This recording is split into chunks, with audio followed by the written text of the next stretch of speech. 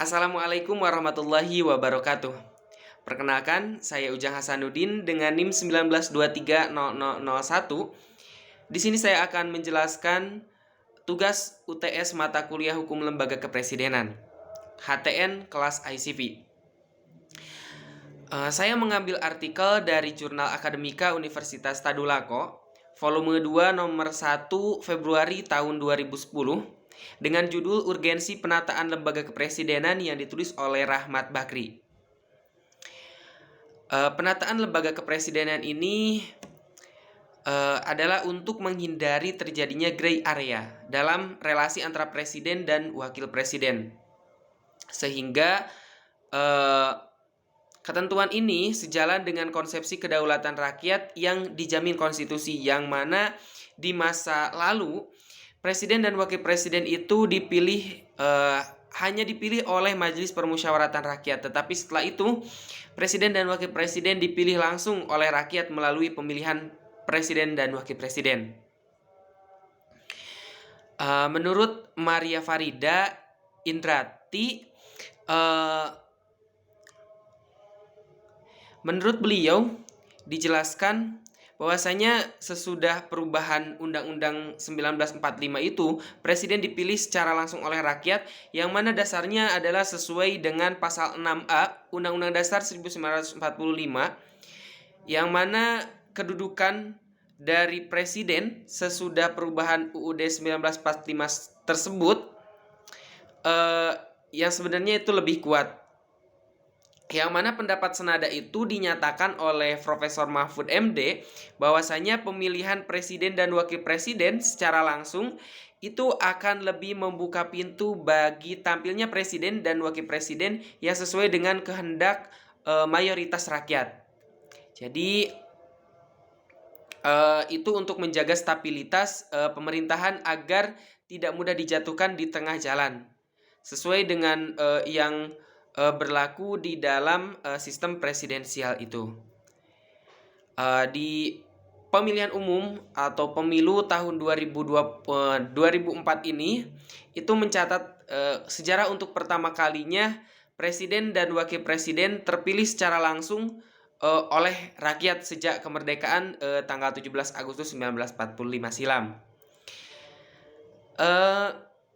Kemudian salah satu bagian yang mendapat koreksi ini adalah sistem pencalonan presiden dan wakil presiden oleh partai politik atau gabungan partai politik yang tidak mempersyaratkan secara ketat jumlah kursi Dewan Perwakilan Rakyat atau DPR. Nah, dengan syarat ini diharapkan pasangan presiden dan wakil presiden yang terpilih itu selain memiliki legitimasi yang kuat dari rakyat, juga mendapatkan basis dukungan dari DPR dalam rangka menjamin keefektifan dalam penyelenggaraan pemerintah. Nah, kemudian dalam kontestasi politik kala itu belum mengarah pada suatu kompetisi terbuka antara presiden dan wakil presiden yang berstatus sebagai capres, yang menurut penilaian umum dapat mengganggu keharmonisan sebagai sebuah dui tunggal lembaga kepresidenan. Nah, aturan mengenai aturan mengenai hubungan presiden dan wakil presiden dalam kasus tersebut itu tidak cukup hanya disandarkan pada partai politik dan juga kesepakatan yang dibangun keduanya. Jadi